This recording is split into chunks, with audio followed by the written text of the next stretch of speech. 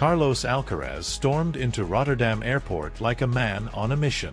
Fresh off a brutal training session that would have left most mere mortals gasping for breath, he looked laser-focused, ready to tear up the court in one of the most hyped tournaments of the season. His entourage trailed behind him, handling the boring logistics while he stayed locked in, his mind already picturing blistering forehands and perfectly placed drop shots. For the hordes of tennis fans and camera-wielding journalists eager to catch a glimpse of the young phenom, it was business as usual, until it wasn't. Just as he was breezing through the terminal, confident and unfazed, he was suddenly flagged down at customs. A tall Dutch officer with a poker face pointed at him, silently motioning him to step aside. Juan Carlos Ferrero, his coach, instantly sensed something was off. His finely tuned tennis instincts weren't just for reading opponents on the court. They worked just as well in sketchy airport situations. He cocked an eyebrow and, in Spanish, asked, "What's going on?" The officer, as stiff as a Wimbledon umpire, responded in crisp English, "Sir, we need to conduct a secondary inspection. Please follow me." Alcaraz exchanged puzzled glances with his team. He had crisscrossed the globe countless times without a hitch, but something about this felt different. Still, being the level-headed competitor that he was, he nodded and followed the officer like a man walking into a tiebreaker, uncertain but determined to handle whatever came his way. They led him into a tiny, sterile interrogation room near the customs area. His luggage had already been hauled in, with his tennis gear neatly spread out on a cold metal table like it was on trial. The officer gestured to a chair. "Please, take a seat." Alcaraz sat, his mind whirling with questions. Was this some bizarre mix-up? Was someone pranking him? Had he accidentally packed a contraband Jamon Iberico in his suitcase? The officer, utterly immune to the rising tension, flipped through Alcaraz's passport, scrutinizing every page like he was reading the fine print of a dodgy contract. Just as Alcaraz was about to ask what the hell was going on, another official strutted into the room holding a document with his name plastered on it. His expression was as cheerful as a broken string in the middle of a Grand Slam final. "We've found a discrepancy in your travel documents," the second officer announced, his voice the human equivalent of a low battery warning. "There appears to be an issue with your visa." Ferrero took a step forward, his patience hanging by a thread. "That's impossible. Everything was arranged before the trip. We've been traveling all over Europe with no issues." The officer remained as unreadable as a bad line call. "Sir, the system is flagging irregularities in Mr. Alcaraz's entry permit. Until this is resolved, he cannot proceed." Alcaraz frowned, shifting in his seat. He was no stranger to bureaucratic nonsense. Every athlete had dealt with their fair share of paperwork hell, but this was next-level ridiculous.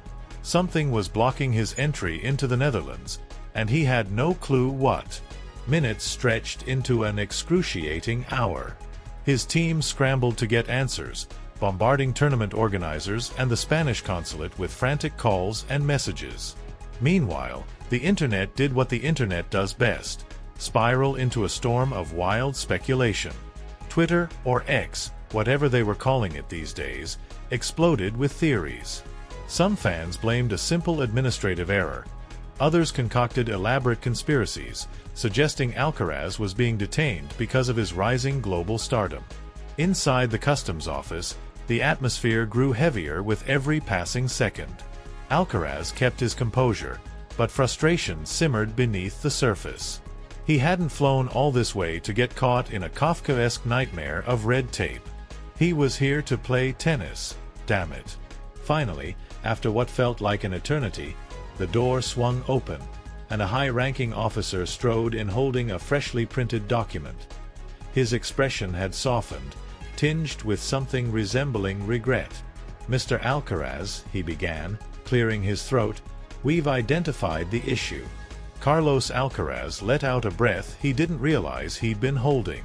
His shoulders relaxed ever so slightly, but the annoyance still simmered beneath the surface. "So, turns out some dumbass system glitch flagged your entry as unauthorized due to an outdated travel record," the officer explained, his expression as neutral as if he were discussing the weather. "We've corrected the error. You're free to go." Alcaraz blinked. "Just like that? After all the questioning, the delays, the frustration?" He shook his head, biting back the urge to throw a sarcastic remark. Ferrero, arms crossed like an impatient parent waiting for their kid to come home after curfew, exhaled through his nose. "I hope this doesn't happen again," he muttered in Spanish. The officer gave a nod, clearly unfazed. "Apologies for the inconvenience. You're now cleared for entry." Alcaraz wasn't in the mood for small talk. He grabbed his bag, gave the room one last look, and walked out without another word, his team trailing behind him, just as eager to leave this bureaucratic circus behind. The moment they stepped out of the customs area, the flashing lights from reporters' cameras blinded him. A barrage of questions was fired his way. "Carlos, is it true you were denied entry? Did immigration suspect something? Will this affect your mindset for the tournament?" He forced a small, tight-lipped smile. "Just a misunderstanding," he said flatly. "I'm focused on my match." With that, he made a beeline for the car waiting outside. This was an unnecessary detour, an annoyance he hadn't planned for, but he wasn't about to let it shake him. He'd come to Rotterdam to compete. That was the only thing that mattered. Yet, as he stepped out of the terminal, an unshakable frustration pressed against his chest. He had been through airport security countless times, never once flagged, never once delayed like this. The whole experience left a bad taste in his mouth. His team walked beside him in silence, their expressions taut. Ferrero stared straight ahead, lips pressed into a firm line. He'd seen plenty of administrative screw-ups before, but something about this whole ordeal didn't sit right. The way they had been held, the length of the delay, it all felt off. Alcaraz adjusted the strap of his tennis bag on his shoulder, inhaling deeply. The crisp, sterile airport air did little to clear his head. His mind replayed every moment in that tiny customs room. He had stayed calm, kept his composure, but his patience had been worn razor-thin. Every wasted minute was a minute stolen from his preparation. Finally, as they walked toward the baggage claim, Ferrero broke the silence. "I still don't get how this happened. We triple-checked everything before leaving Spain." Alcaraz nodded, his jaw tight.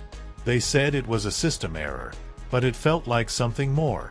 Pablo, the team's logistics coordinator, frowned as he scrolled through his phone. "I just checked with the consulate. There was no official flag on your travel documents. Whatever happened, it was on their end." Ferrero rubbed his forehead, muttering, "Typical bureaucratic bullshit." Alcaraz said nothing. He wasn't the type to dwell on setbacks, but this had rattled him.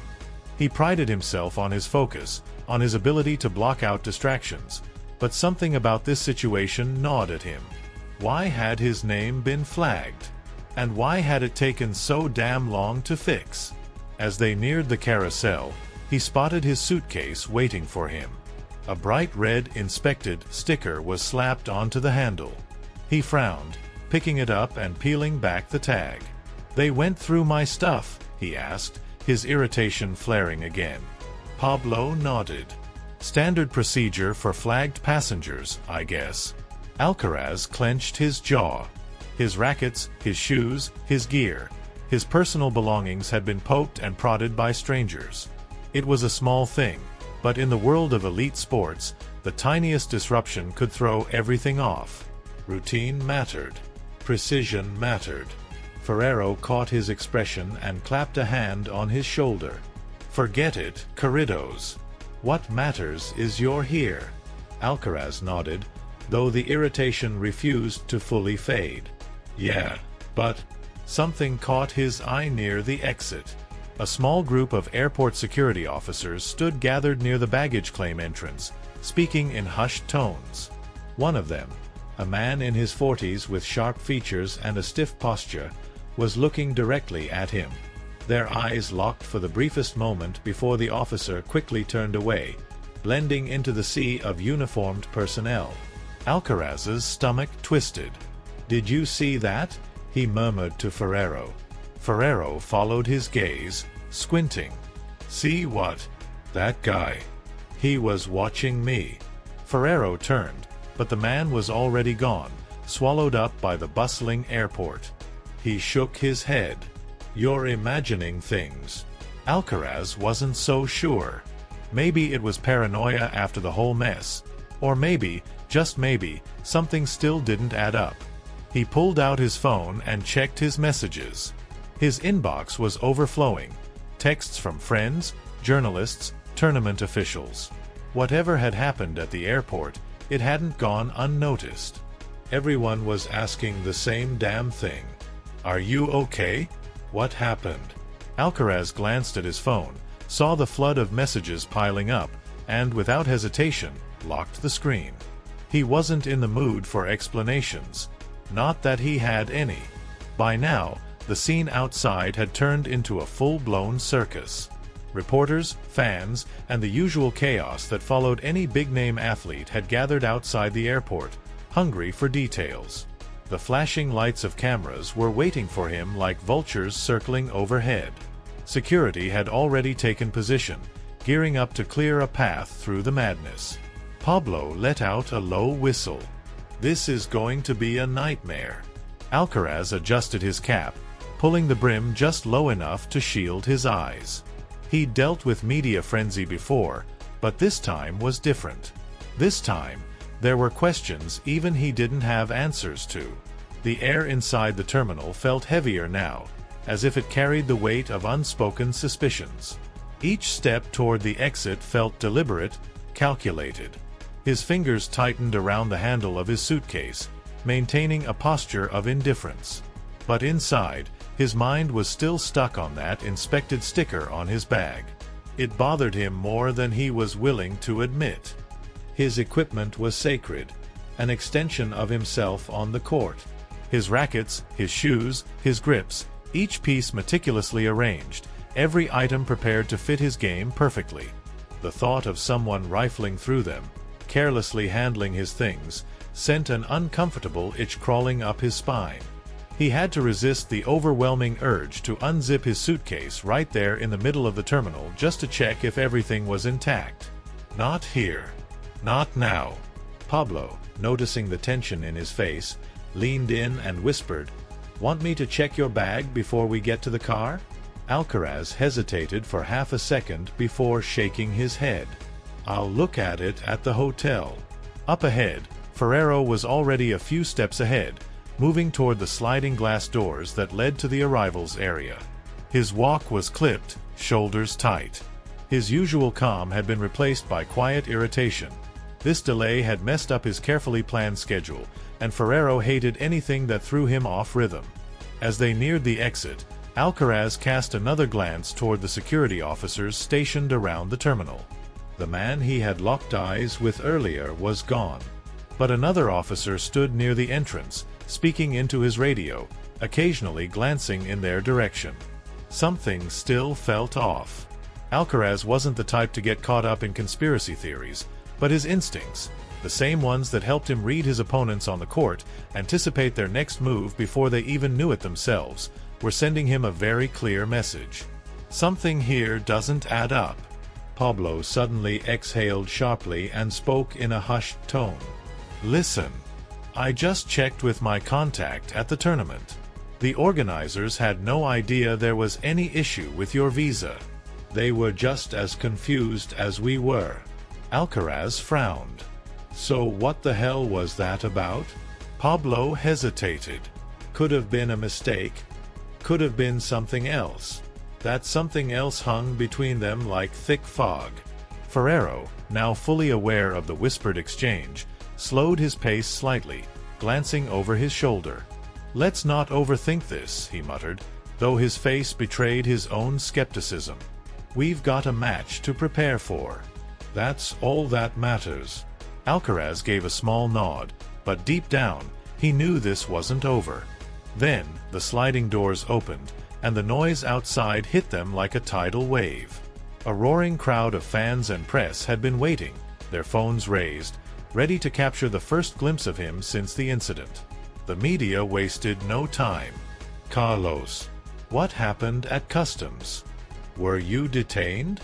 Did they find something in your luggage? Was it a visa issue or something more serious? That last question made his stomach tighten. Something more serious. That was exactly what he was afraid of. Security had anticipated the chaos. Two uniformed guards stepped forward, forming a path through the crowd. Ferrero subtly placed a hand on Alcaraz's back, steering him toward the sleek black car waiting at the curb. The plan was simple. Get in, shut the door, drive away. Simple.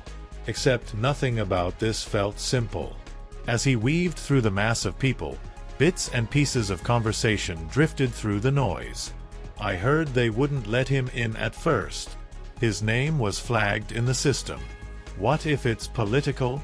Nah, probably just a mistake. Alcaraz kept his expression neutral, giving them nothing to latch onto. But his fingers clenched tighter around his suitcase handle. Then, just as he reached the car, something else caught his attention. Something small, but significant.